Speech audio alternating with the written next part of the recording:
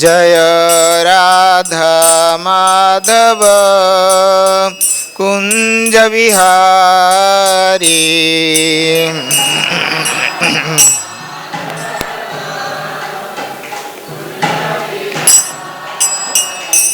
जय राधा माधव कुंज बिहारी। राधा माधव कुंज बिहारी। गोपी जन वल्लभ गिरिवरधारी। जन वल्लभ गिरिवरधारी। यशोदानंदन ब्रज जनरंजन। यशोदानंदन यशोदानंदन ब्रज जनरंजन। यशोदानंदन ब्रज यमुना तीरा वनचारी।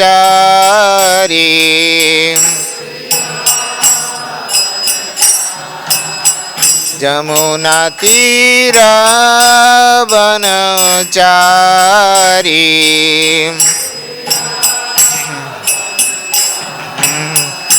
जय राधा माधव कुंज बिहारी।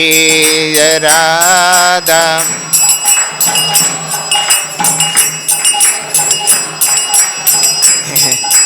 गोपी जन वल्लभ गिरिवरधारी। गोपी जन वल्लभ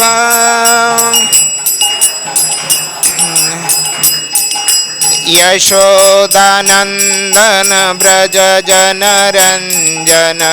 यशोदानंदन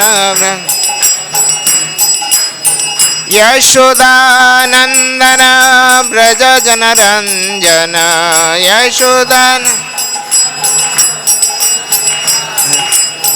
यशोदानंदन ब्रज जनरंजन। यशोदानंदन यमुना तीर वनचारी।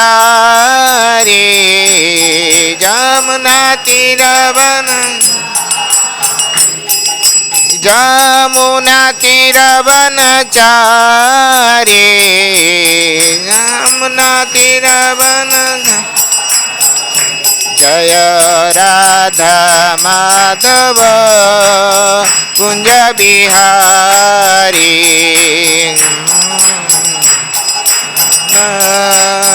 कुंज बिहारी। जय राधा माधव कुंज बिहारी।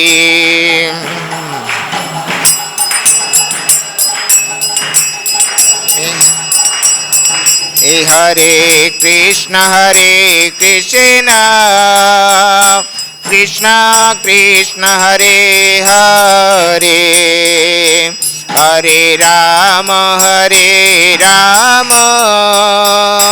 राम राम हरे हरे। हरे कृष्ण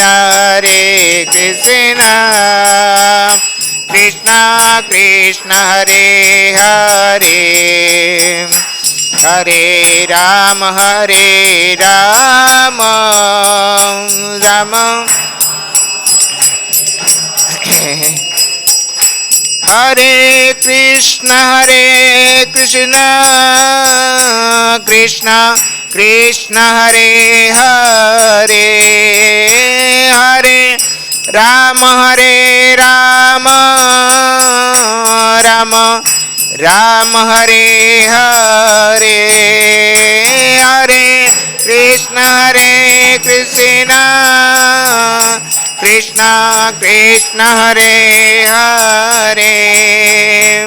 हरे राम राम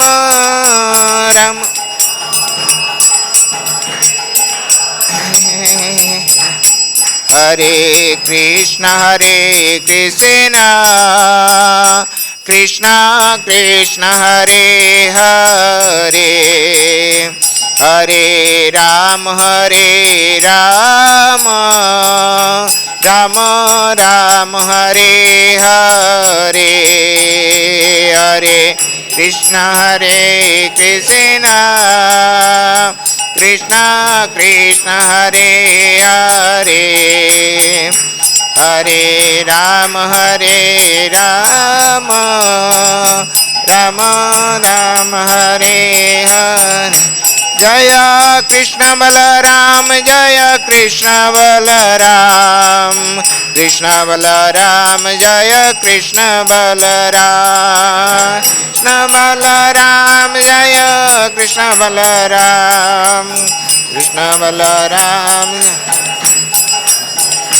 जय ललित विशाख जय राधेश्याम, ललित विशाख जय राधेश्याम, ललित विशाख जय राधेश्याम, ललित विशाख जय।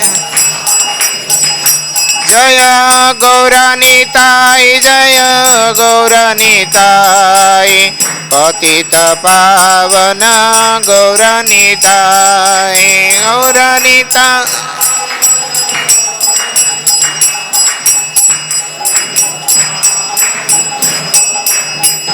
जय जय प्रभुपाद प्रभुपाद प्रभुपाद,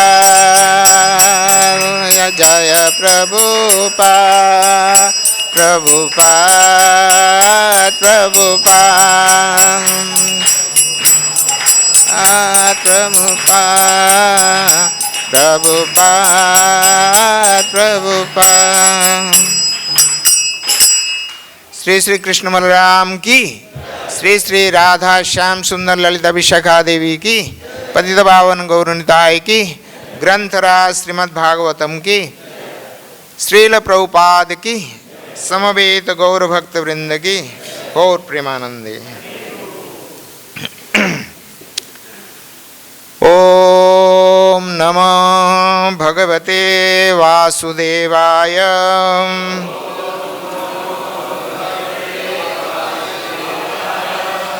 ओम नमो भगवते वासुदेवाय,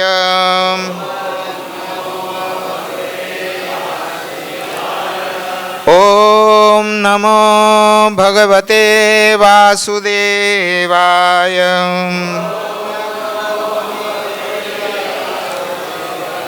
नारायणं नमस्कृत्य नरं चैव नरोत्तमं,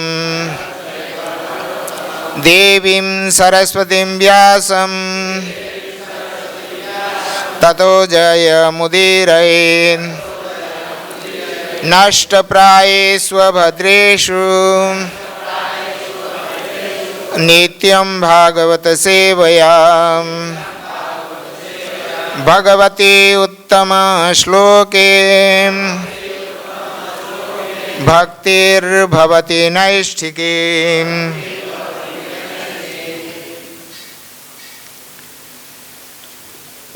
तो आज हम श्रीमद् भागवतम के अष्टम स्कंद के षोडश अध्याय का पयोव्रत पूजा विधि का पालन करना शीर्षक श्लोक संख्या 12, 13 एवं 14 पाठ करेंगे। 12 और 13 ये दोनों में तात्पर्य परपट न होने के कारण मैं 12, 13 अकेले पढ़ूंगा। इसके बाद जो 14वां श्लोक है सभी साथ में पढ़ेंगे। मैं श्लोक एवं अनुवाद पाठ करता हूँ 12 एवं 13 का, तत्पश्चात 14वां पढ़ेंगे।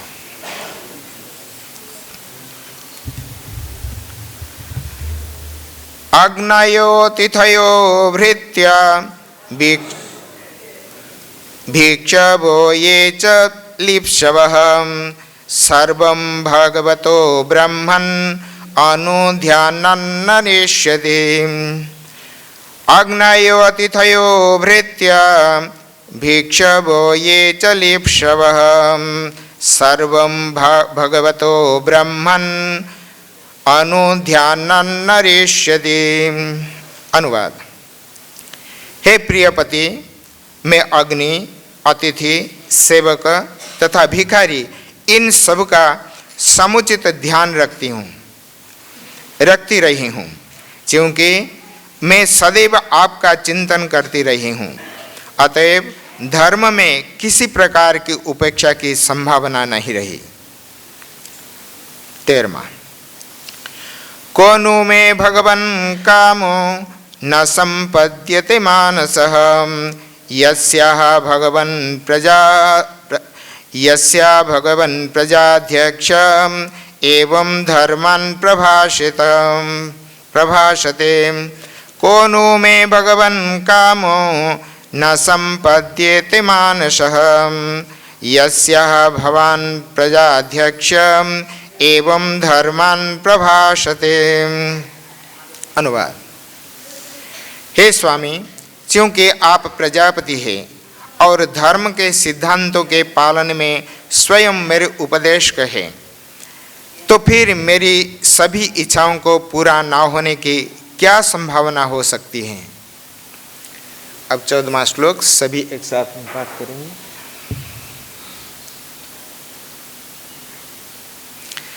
तवैव मरीचः मनः शरीरजः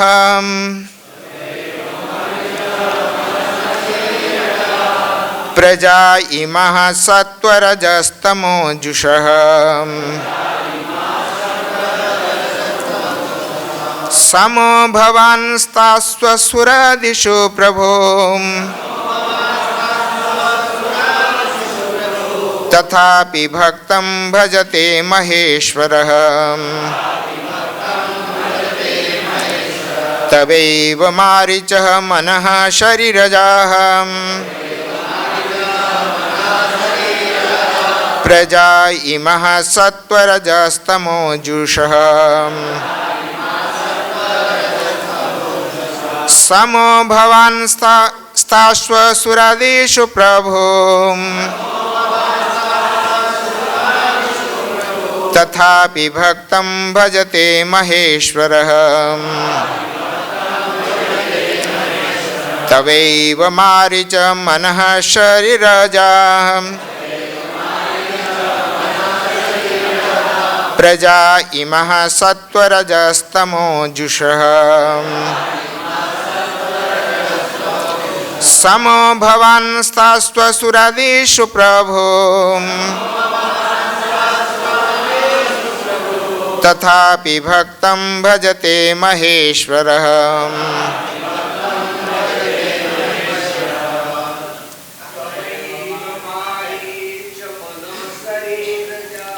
तवैव मारीच मनः शरीरजाः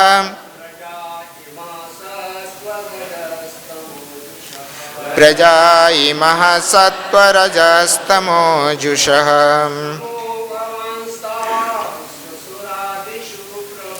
समो भवांस्तास्वसुरादिषु प्रभो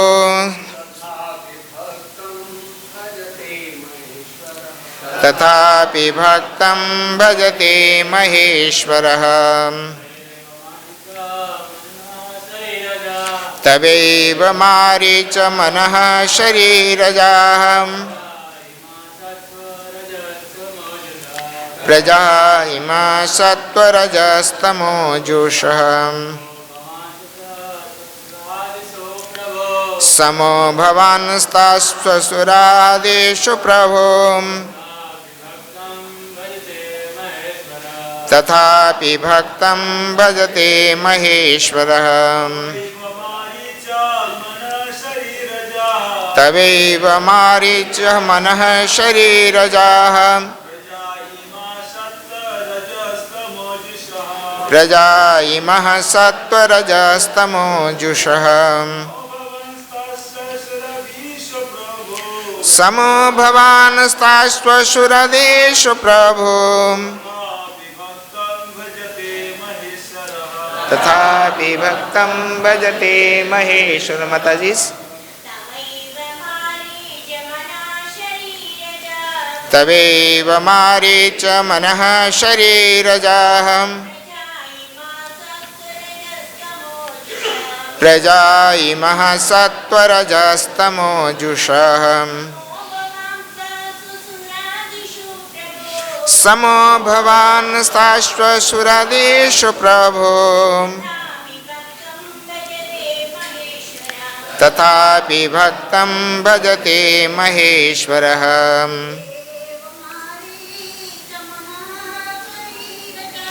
तवेव मारीच मनः शरीरजाः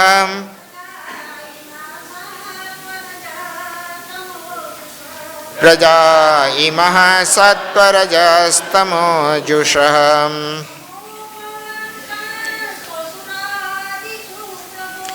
समो भवान्स्ताश्वसुरादिषु प्रभो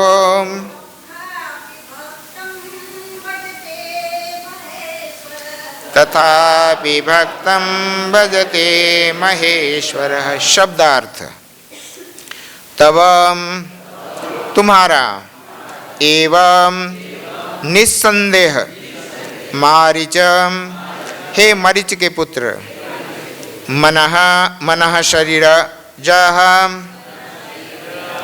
आपके शरीर या मन से उत्पन्न सारे असुर तथा देवता प्रजा आपसे उत्पन्न इमाह ये सब सत्वरज तमः युषः सतो रजो तथा तमगुण से दूषित समः समान भवान आप ताशु उनमें से हर एक को असुरादिषु असुर इत्यादियों में प्रभो हे स्वामी तथापि फिर भी भक्तों को भजते चिंता करते हैं महेश्वरः श्री भगवान परम नियंता। अनुवाद एवं भावार्थ श्रील भक्ति वेदांत स्वामी प्रभुपाद के द्वारा अनुवाद। हे मरीच के पुत्र, मैं पढ़ता हूँ पहले। हे मरीच के पुत्र, आप महापुरुष होने के कारण असुरों तथा देवताओं के प्रति समभाव रखते हैं, क्योंकि वे या तो आपके शरीर से उत्पन्न हैं या आपके मन से। वे सतो रजो तथा तमगुण में से किसी न किसी गुण से युक्त है, लेकिन परम नियंता परमेश्वर समस्त जीवों पर समदर्शी होते हुए भी भक्तों पर विशेष रूप से अनुकूल रहते हैं। तात्पर्य श्रीमद् भगवद गीता नवम अध्याय 29वां श्लोक में भगवान कहते हैं समहम सर्वभूतेषु न मे द्वेषोऽस्ति न प्रियः ये भजन्ति तो मां भक्त्या मयि तेषु चाप्यहम्। यद्यपि भगवान हर एक के प्रति समभाव रखने वाले हैं, किंतु वे अपनी भक्ति करने वालों के प्रति विशेष उन्मुख रहते हैं। श्री भगवान कहते हैं कौन्तेय प्रतिजानीहि न मे भक्तः प्रणश्यति। हे कुंती पुत्र, तुम घोषित कर दो कि मेरा भक्त कभी विनष्ट नहीं होता। अन्यत्र श्रीमद् भगवद गीता 4 अध्याय 11वां श्लोक में भगवान श्री कृष्ण कहते हैं ये यथा मां प्रपद्यन्ते तांस्तथैव भजाम्यहम् मम वर्तमान वर्तन्ते मनुष्यः पार्थ सर्वशः। वस्तुतः प्रत्येक व्यक्ति भगवान को विभिन्न विधियों से प्रसन्न करना चाहता है, किंतु प्रसन्न करने की उनकी विधि के अनुसार श्री भगवान उन्हें विभिन्न वर देते हैं। इस प्रकार अदिति ने अपने पति से विनीत की कि चूँकि परम नियंता भी अपने भक्तों का पक्ष लेते हैं और कश्यप का अपने ही भक्त पुत्र इंद्र संकट में है, अतएव उन्हें चाहिए कि वे वे इंद्र पर अनुग्रह करें। ओम अज्ञानं तिमिरान्धस्य ज्ञानाञ्जनशलाकया चक्षुर्निमीलितं येन तस्मै श्रीगुरवे नमः। श्रीचैतन्यमनोभीष्टं स्थापितं येन भूतले स्वयं रूप कदा मह्यं ददाति स्वपदान्तिकम्। वन्देऽहं श्रीगुरोः श्रीयुतपदकमलं श्रीगुरुन् वैष्णवांश्च श्रीरूपं साग्रजातं सहगण रघुनाथान्वितं तं सजीवं साद्वैतं सावधूतं परिजनसहितं कृष्णचैतन्यदेवं श्रीराधाकृष्णपादान् सहगणललिता श्रीविशाखान्वितांश्च। हे कृष्ण करुणा सिंधो दीनबंधो जगत्पते गोपेश गोपिका कांत राधा कांत नमस्तुते। तप्त कांचन गौरांगी राधे वृंदावनेश्वरी वृषभानुसुते देवी प्रणमामि हरिप्रिये। वाञ्छाकल्पतरुभ्यश्च कृपा सिन्धुभ्येव च पतितानां पावनेभ्यो वैष्णवेभ्यो नमो नमः। नमो महावदान्याय कृष्णप्रेम प्रदायते कृष्णाय कृष्णचैतन्य नाम्ने गौरत्विषे नमः। जय श्री कृष्ण चैतन्य प्रभु नित्यानंद श्री अद्वैत गदाधर श्रीवासादि गौरभक्तवृंद। हरे कृष्णा कृष्णा कृष्णा हरे हरे हरे राम राम राम हरे हरे।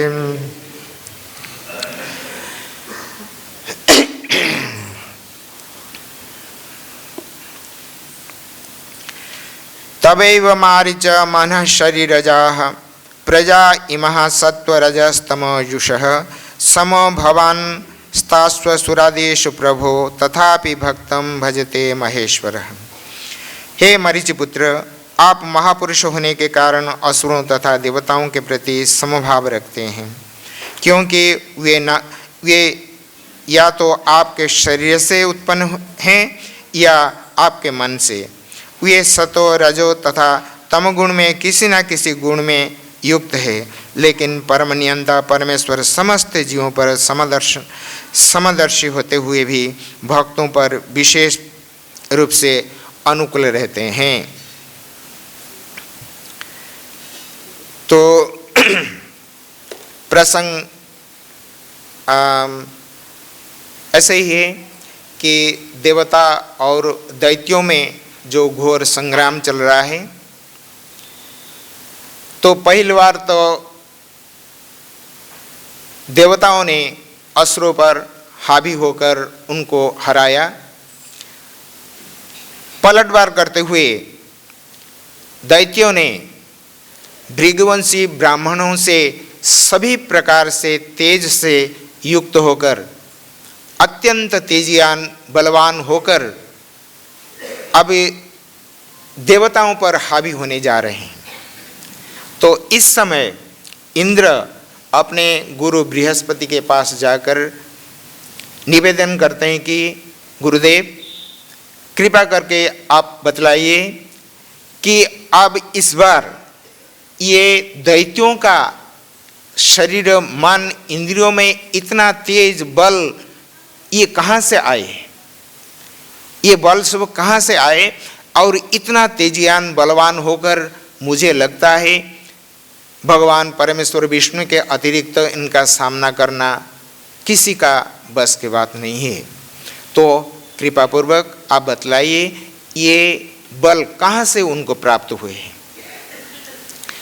तो देवगुरु बृहस्पति ने इंद्र से कहा, बेटा देखो देवराज, मैं भली भांति जानता हूँ, क्योंकि मैं देवताओं का गुरु हूँ। मन प्राण वचन से मैं उनका सभी प्रकार से कल्याण चाहता हूँ। तो इस बार ये दैत्यों ने जो विरोचन पुत्र बलि का लीडिंग में तो उन्होंने भृगुवंशी ब्राह्मणों से सभी प्रकार से उन्होंने बल वीर्य और शौर्य को प्राप्त होकर अमोघ अस्त्र शस्त्रों से देवताओं पर हावी होने जा रहे हैं। निश्चित रूप से इस बार देवताओं का पराजय सुनिश्चित है। इसलिए आप एक काम करो, आप जितने देवतागण हैं सभी आप सूक्ष्म रूप धारण करके आप अन्यत्र कहीं जाए छिप जाओ, ताकि असुरों को पता न चले और वो देवताओं को मार न सकें। इस प्रकार ये जब दोबारा इस प्रकार देवताओं पर दैत्यों ने संग्राम का जो तैयारी कर रखी है, तो इसके बाद ये प्रसंग है। तो इसी प्रसंग से जब परीक्षित महाराज प्रश्न पूछे और जवाब में सुखदेव गोस्वामी कहते हैं कि पहले तो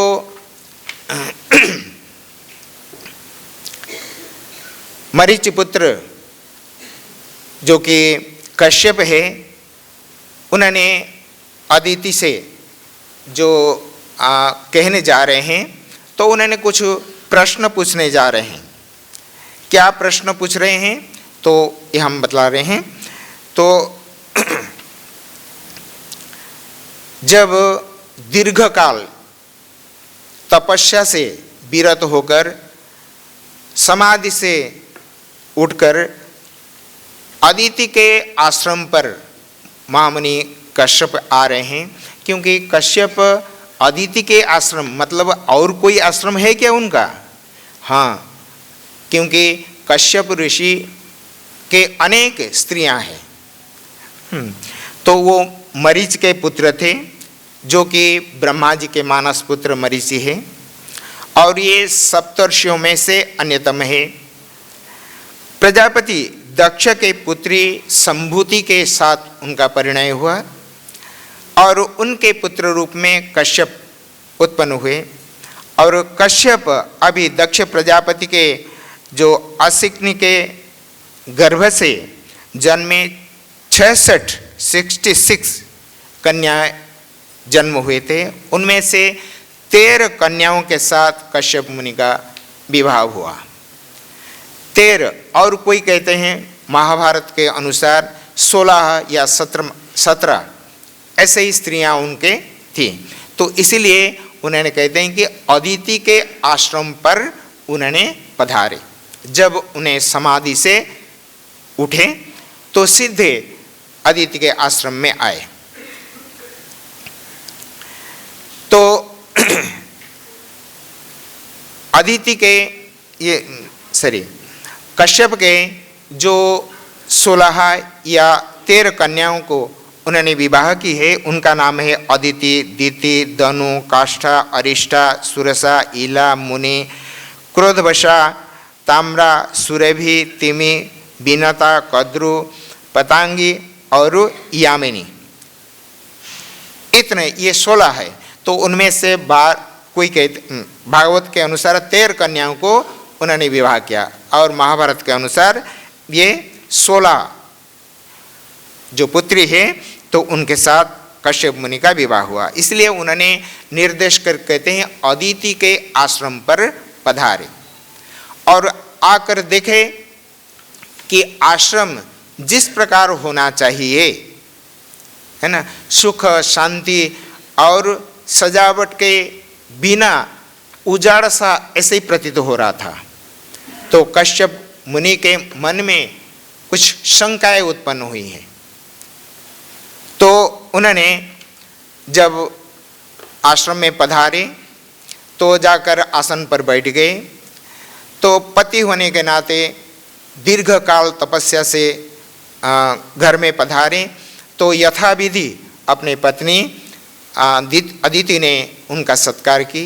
जिस प्रकार पति को सम्मान देना चाहिए तो उस प्रकार, क्योंकि पतिव्रता स्त्री थी, तो पति को ईश्वर मानकर सभी प्रकार ईश्वर समान उनका पूजा आराधना की।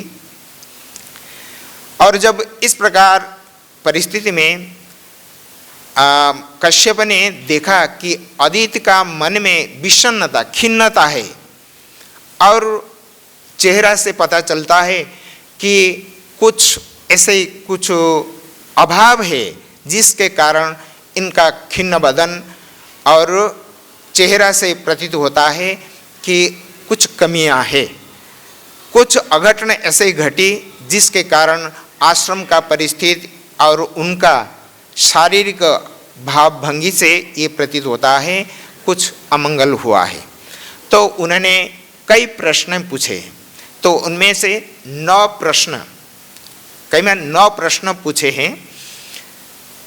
ये जो प्रश्न उन्होंने अदिति से पूछे, तो ये सारे प्रश्न एक एक गृहस्थ के लिए शांति, सौहार्द और गृहस्थ आश्रम का जो सुख समृद्धि है उसका प्रतीक है। उसके विपरीत जो है वो प्रश्न पूछ रहे हैं कश्यप मुनि अदिति से, हे कल्याणी, इस समय संसार में ब्राह्मण पर तो कोई विपत्ति आई नहीं है ना? तो पहला प्रश्न ब्राह्मण होने के नाते, क्योंकि ब्राह्मण समाज का मस्तिष्क है, तो अगर ब्राह्मणों का ऊपर कुछ विपत्तियां आती हैं तो स्वाभाविक मस्तिष्क विचलित होने से शरीर का जो हाल होता है, तो उसी प्रकार ये हमारे आश्रम का परिस्थिति को देखते हुए मैं अनुमान लगाता हूँ कि संसार में कोई ब्राह्मण पर कोई आपत्ति विपत्ति तो ना पड़ी। दूसरे, धर्म का पालन में धर्म का पालन ठीक ठीक हो रहा है ना नहीं? ऋषि है, मुनि है, उनका एकमात्र कल्याण है जगत का कल्याण, एकमात्र उद्देश्य है उनका जगत का कल्याण। तो धर्म पालन ही एकमात्र उनके व्रत है। तो दूसरे प्रश्न में वो पूछ रहे हैं, क्या आप समुचित धर्म का पालन कर रही हैं ना नहीं? तीसरा, काल के कराल गाल में पड़े हुए लोगों को कुछ अमंगल तो नहीं हुआ है ना? तीसरा प्रश्न में, क्योंकि सभी जनताओं का कल्याणकारी, हितकारी, हिताकांक्षी बंधु ये ऋषि मुनि होते हैं, उनका जीवन केवल समाज के कल्याण के लिए ही उद्दिष्ट है। तो इसलिए लोगों के सामान्य जो सांसारिक जीव, हम जैसे सभी काल के कराल गाल में सब दबे हुए और कष्ट में पीड़ित है, तो इस प्रकार लोगों को कोई विपत्ति या अमंगल तो नहीं हुआ है। चौथा, कहते हैं कि गृहस्थ आश्रम में योग करना बड़ा कठिन है, पर गृहस्थ आश्रम में रहते हुए धर्म, अर्थ, काम का सेवन करते हुए सभी प्रकार कल्याणप्रद फल को प्राप्त होते हैं जो योग के द्वारा प्राप्त होता है।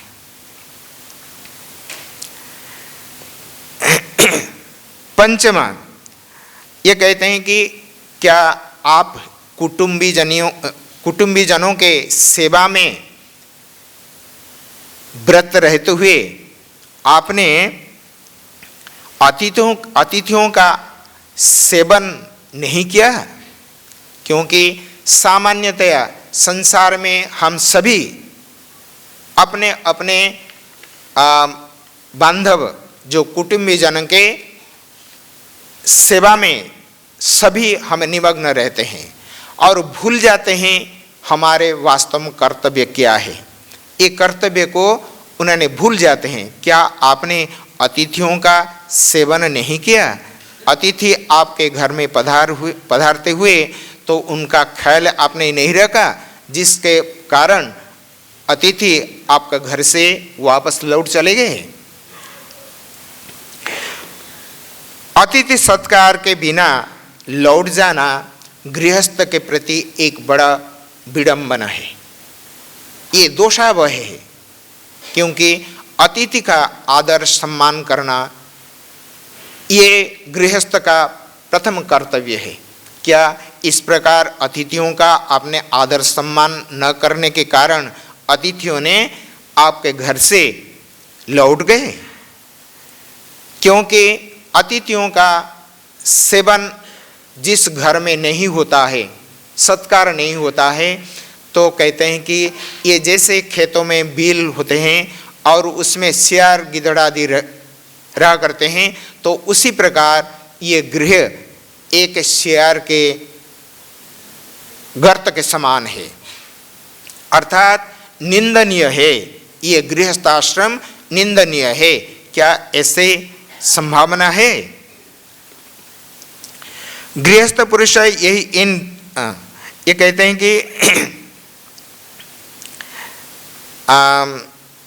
7वां प्रश्न कहते हैं कि जब मैंने तपस्या के लिए घर से प्रस्थान किया तो आपने हविष्य से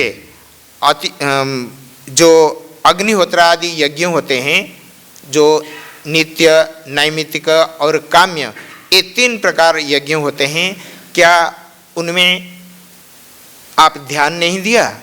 क्या यज्ञ कार्य, हवन कार्य आपने बंद कर दिया, जिसके फल से ये हम अमंगल का जो सूचना हमको मिली है, तो ये सब कुछ अकर्तव्य संपादन से ये प्रतीत होता है। क्योंकि ब्राह्मण और अग्नि ये भगवान के मुख होते हैं और ये प्रसन्न होने से तो भगवान प्रसन्न होते हैं, और इस प्रकार भगवान प्रसन्न होने पर जो अप्राप्त वस्तु है सब कुछ प्राप्त हो सकते हैं। 8वां, गृहस्थ पुरुष ही इन दोनों की पूजा करते हैं, तो उसमें से उन लोगों के जो प्राप्ति होती है तो समस्त कामनाओं को पूर्ण करने वाले होते हैं। तो इसलिए अतिथि ब्राह्मणों का, अग्नि का ये पूजन और यथाविधि हवन आदि के द्वारा अग्नि ब्राह्मणों का आदर करना ये गृहस्थ का धर्म है। और 9वां प्रश्न, तुम सदैव प्रसन्न रहती हो। बहुत से लक्षण से मैं इस प्रकार अनुमान लगाता हूँ कि अब आपका अस्वस्थता देखकर मैं अनुमान लगाता हूँ, क्या आपके सभी पुत्र जो देवता हैं तो ये सब सकुशल है ना? तो इस प्रकार जब उन्होंने प्रश्न किया, कश्यप मुनि ने अदिति से इस प्रकार प्रश्न किया, तो जवाब में तो उन्होंने कहते हैं कि हे प्रभु, अदिति ने कहा, हे मेरे पूज्य ब्राह्मणपति, ब्राह्मण, गायें, धर्म तथा अन्य लोग सभी सकुशल पूर्वक हैं। मेरे घर के स्वामी धर्म, अर्थ तथा काम ये तीनों गृहस्थ जीवन में ही फलते फूलते हैं, जिसके फलस्वरूप यह जीवन सौभाग्य से पूर्ण होता है। तो जवाब में अदिति ने कश्यप मुनि अपना पतिदेव से इस प्रकार वो कह रही हैं कि सब सकुशल है, जो आपने प्रश्न पूछे हैं वो सब ठीक ठाक है, सब ठीक ठाक है। तो फिर क्यों इतना आप उदास है? तो इसके लिए आज का श्लोक 3 श्लोक है। ये कहते हैं, अग्नयो अतिथयो भृत्या भिक्षव ये च लिप्सवः सर्वं भगवत ब्रह्मन् अनुध्यानात् न ऋष्यति। हे प्रियपति, मैं अग्नि, अतिथि, सेवक तथा भिखारी इन सब का समुचित ध्यान रखती रही हूँ। मैं ऐसे ही नहीं कि आपका तपस्या के लिए प्रस्थान करने के पश्चात मैंने सब कुछ भूल गया, ये बात नहीं है। मैं सभी को ध्यान में रखती हूँ, क्योंकि अग्नि, अतिथि, सेवक, भिखारी सबका समुचित ध्यान रखती रही हूँ, उसमें त्रुटियां नहीं है। क्योंकि मैं सदैव आपका ही चिंतन करती रही हूँ। पतिव्रता स्त्री होने के नाते पति के अतिरिक्त संसार में और उसके सामने ईश्वर समान और कोई नहीं है। तो इसलिए पति का स्मरण करते हुए मुझे सब ज्ञात है, भली भांति मैं उनका आदर सम्मान सभी प्रकार से समुचित सेवा की हूँ। दूसरा श्लोक में कहते हैं, को नु भगवान कामो न संपद्यते मानसः यस्यः भवान प्रजाध्यक्षः एवं धर्मान प्रभाषित। हे स्वामी, चूंकि आप प्रजापति है, प्रजाओं का पति है, पिता है, जन्मदाता है, तो और धर्म के सिद्धांतों के पालन में स्वयं मेरे उपदेश कहे, क्योंकि जो भी आपने धर्म का उपदेश मुझे दिया है मैं भली भांति उसको पालन करती हूँ, उसमें कोई त्रुटियाँ नहीं है, क्योंकि पति का आदेश पालन करना पतिव्रता स्त्री का सबसे श्रेष्ठ धर्म है। तो इस धर्म को मैं निभाते हुए आपका आदेश को भली भांति पालन करता हुआ तो इनका मैं ख्याल रखती हूँ। तो फिर इन सब को ख्याल रखते हुए आपका आदेश को पालन करते हुए तो फिर मेरी सभी इच्छाओं के पूरा न होने की क्या संभावना हो सकती है। इसलिए कोई संभावना नहीं कि इनमें जो आपने उपदेश देकर आपने तपस्या के लिए प्रस्थान किए थे मैं भली भांति उनको पालन करती हूँ। तो अंतिम जो 14वां श्लोक है उसमें कहते हैं कि तबैव मारीचः मनः शरीरजाः प्रजा इमः सत्वरजस्तमयुषः समो भवान् स्तास्व असुरादिषु प्रभो तथापि भक्तं भजते महेश्वरः। हे मरीचि पुत्र, आप महापुरुष होने के कारण असुरों तथा देवताओं के प्रति समभाव रखते हैं, क्योंकि दिति अदिति उभय उन्हीं के ही पत्नियां हैं।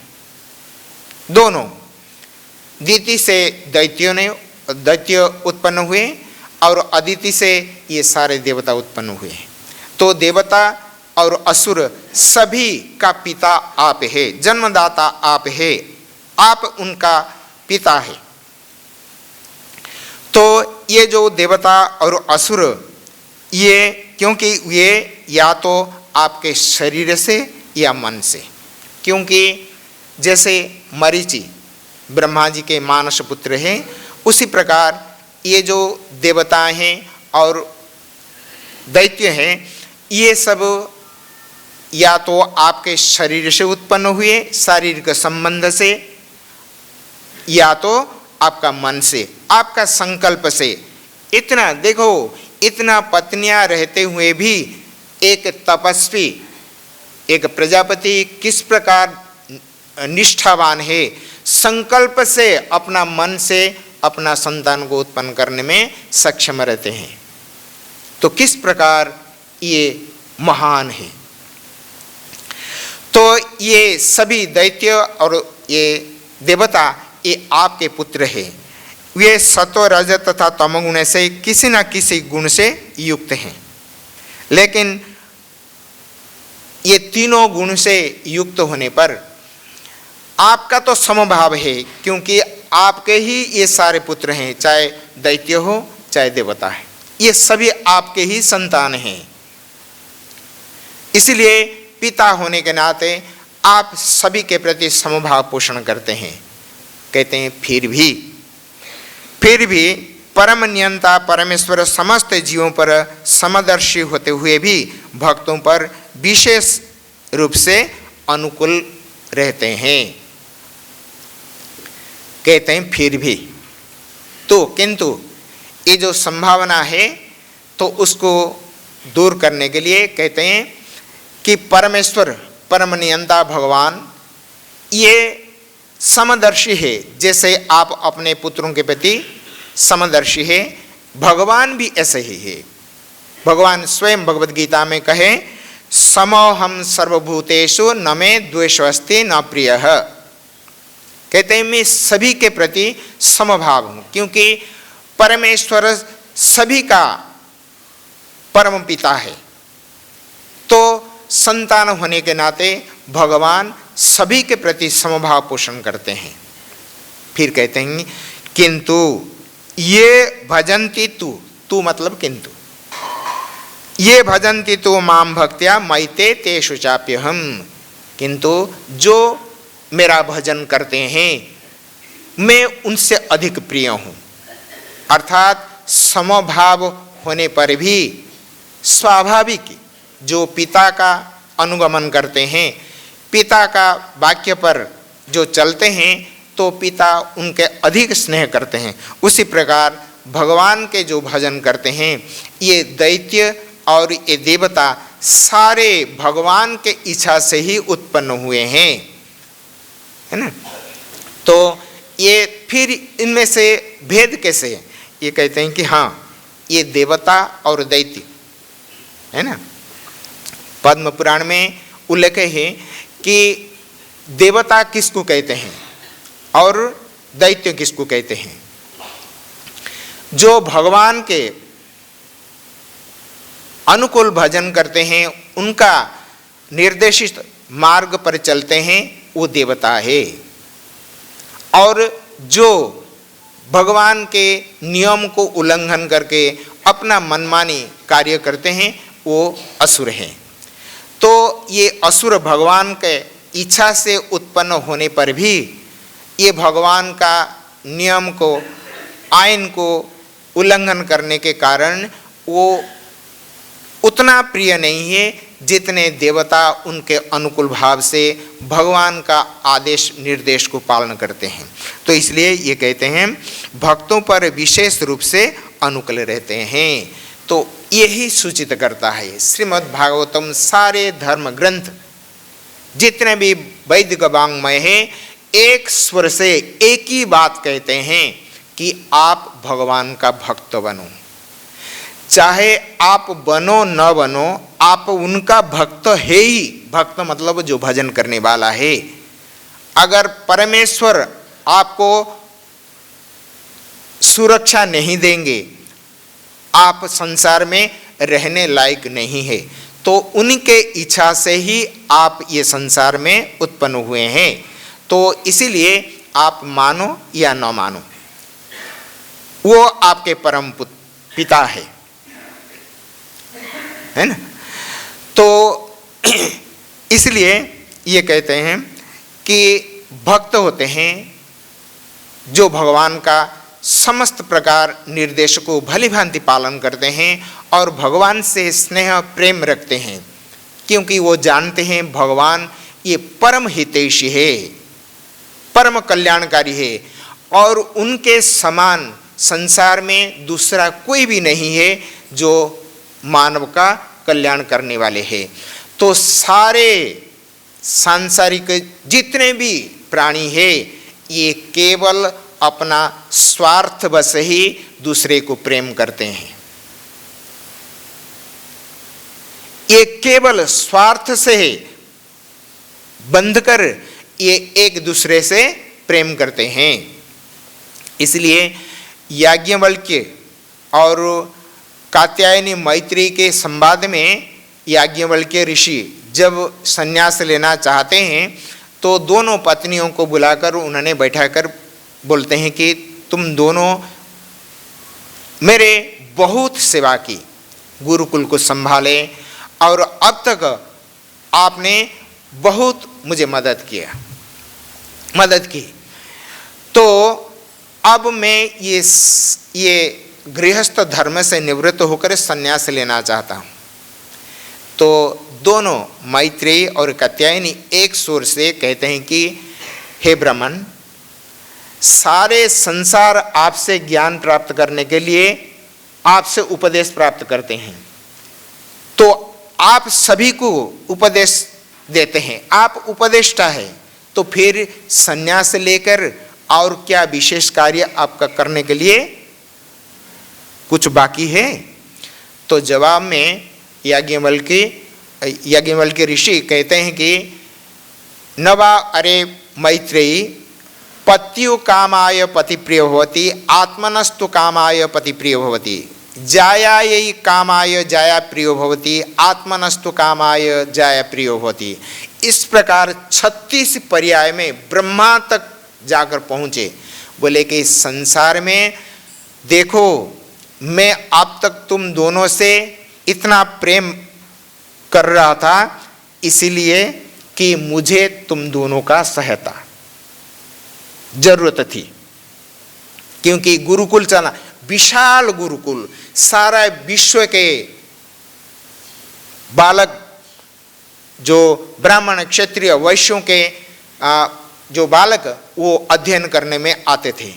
विशाल गुरुकुल है, तो वो गुरुकुल का रक्षणावेक्षण और बच्चों का ख्याल रखना, तो ये सभी में दोनों बहुत मदद की। तो इसलिए मैं तुमसे प्रेम कर रहा था। उसी प्रकार तुम दोनों मुझसे प्रेम करती हो, तो इसीलिए कि तुमको कुछ मुझसे आशा है, आकांक्षा है। इसी प्रकार पति पत्नी से लेकर प्रजा ब्रह्मा तक उन्होंने गिन दिया। 36 पर्याय में ये संसार सभी स्वार्थी है, स्वार्थवश सब एक दूसरे से प्रेम करते हैं। ऐसे ही एक लौकिक नीति वाक्य है, कहते हैं क्षीण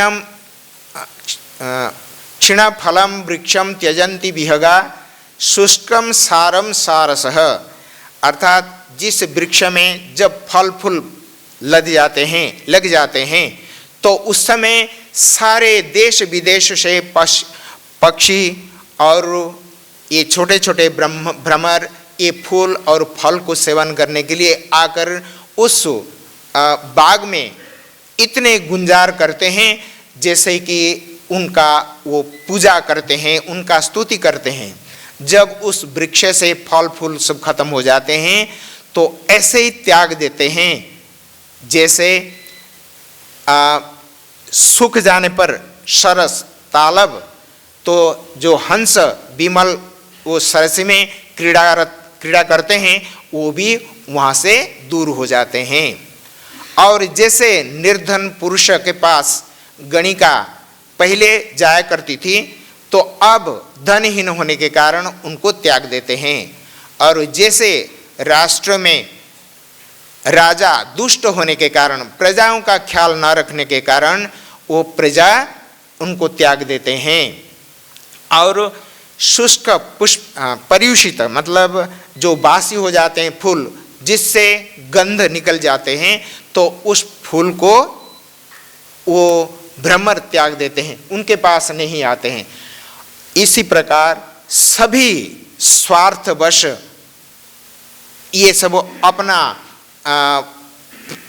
प्रिय बनाते हैं, और जब स्वार्थ हासिल हो जाता है कि स्वार्थ में बाधा आती है तो फिर उनसे दूर हो जाते हैं।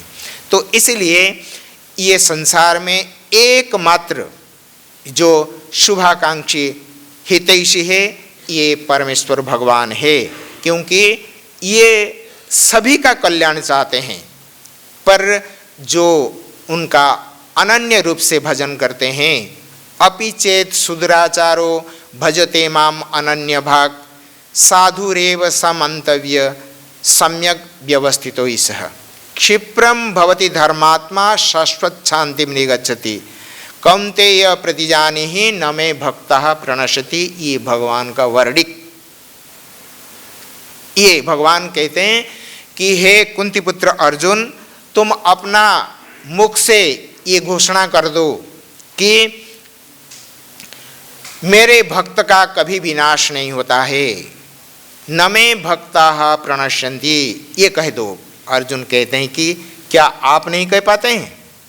आपने तो इसको कहा, मुझे कहा, तो आप कह देते हैं। भगवान कहते हैं कि हाँ मैं कह सकता हूँ, पर ऐसा ही होता है कि विभिन्न परिस्थितियों में मैं भक्त का प्रेम के बस में आकर अपना मर्यादा को भूल जाता हूँ, जो प्रतिज्ञा है उसको तोड़ बैठता हूँ। तो इसीलिए आप प्रतिज्ञा करो तुम मेरे भक्त होने के कारण भक्त का प्रतिज्ञा को मैं कभी नहीं टलता हूँ। तो वृंदावन में एक संत बिंदु जी महाराज हो गए, उन्होंने बढ़िया एक सुंदर भजन गाए, प्रबल प्रेम पाले पढ़कर प्रभु का नियम बदलते देखा, अपना मान टल टल जाए भक्तों का मान न टलते देखा। ये भगवान का प्रतिज्ञा है। आप मान सम्मान को वो डोंट केयर, उनका कोई परवाह नहीं है, पर भक्त का मान सम्मान में जरा सा भी कमी हो तो उनको सहन नहीं होता है। तो भक्त का मान सम्मान, क्योंकि भक्त उनको इतना प्रिय है और कहीं रहने के लिए उनकी इच्छा नहीं है। उन्होंने ढूंढ लिया भक्तों का हृदय सबसे सुरक्षित और पवित्र निर्मल स्थान है, जहाँ उनको आनंद मिलता है। साधव हृदयम मह्यम साधूनाम हृदयम तुहम मदन्यते ते न जानन्ति अहम तेभ्यो मनागपि। कहते हैं यद्यपि सांसद सभी लोगों का पिता मैं हूँ, सभी का पिता हूँ, फिर भी ये भक्तजन मेरे अतीब प्रिय है, क्योंकि मेरे व्यतिरिक्त ये संसार में और कुछ नहीं जानते हैं, मुझे ही सर्वस्व मानते हैं। तब मेरा फर्ज ये होता है कि मैं उनका ही ख्याल रखूं। तो इसीलिए नारद जी कहते हैं, पूछते हैं भगवान से, प्रभु आप कहाँ विराजते हैं, कहाँ रहा करते हैं? भगवान कहते हैं, नारद जी पूछते हैं, क्या आप वैकुंठ में रहते हैं? ना, हाँ रहता हूँ। तो क्या वैकुंठ में रहते हैं और कहीं नहीं रहते हैं? ना नहीं, वैकुंठ में रहते हैं और अन्यत्र भी रहता हूँ, है ना। नाहम तिष्ठामि वैकुंठे योगिनाम हृदयेन च मद्भक्ताः यत्र गायन्ति तत्र तिष्ठामि नारद। कहते हैं कि लोग कहते हैं कि मैं वैकुंठाधिपति, मैं वैकुंठपति हूँ, मैं वैकुंठ में रहने वाला हूँ। हाँ, ये कहना आपका सत्य है, पर उतना नहीं है। नाहम तिष्ठामि वैकुंठे योगिनाम हृदय। और कहते हैं कि योगी सर्वदा आपको ध्यान करते हैं, तो इसलिए आप उनके हृदय में निवास करते हैं। हाँ, वह रहता हूँ, उसमें कोई संशय नहीं है। फिर कहते हैं कि मद्भक्ताः यत्र गायन्ति तत्र तिष्ठामि नारद। इन वैकुंठ में नहीं रहता हूँ, केवल वैकुंठ में नहीं रहता हूँ, योगियों के हृदय में नहीं रहता हूँ। मेरे भक्त जहाँ मेरे भजन करते हैं, मुझे पुकारते हैं, वहाँ मैं रहता हूँ। अधिकाधिक वो एक साथ में इन स्थानों पे रहते हुए भगवान भक्तों के हृदय में निवास करते हैं। तो इसलिए अदिति का यही गुहार है अपना पति से। अपने जो भक्त पुत्र इंद्र है अभी संकट में है, ये गृह राज्य हरा है, कहाँ छिपे बैठे हैं पता नहीं। ये दैत्यों ने, शत्रु असुरों ने उनको कब मार डालेंगे। तो कृपा पूर्वक आप उनके सुरक्षा के लिए आप जरा चिंता करिए। यही है मेरे दुख के कारण। उन्होंने जो 9 प्रश्न पूछे उनका जवाब देते हुए ये सब ठीक ठाक है, पर मेरी चिंता का विषय ये है कि मेरे पुत्र अभी राज्य हरा है, उनका ठहरने के लिए वास स्थान नहीं। अमरावती और नंदन वन ये सब दैत्यों का कब्जा में है। इसलिए मैं चिंतित हूँ कि आप कृपा पूर्वक आप उनका जो घर उनको वापस दिला दीजिए। यही मेरे चिंता के कारण ये आश्रम उजाड़ से दिखाई पड़ते हैं और मेरा शरीर और मेरा मन वो अप्रसन्न है। तो आगे के लिए फिर बतलाएंगे। हरे कृष्ण।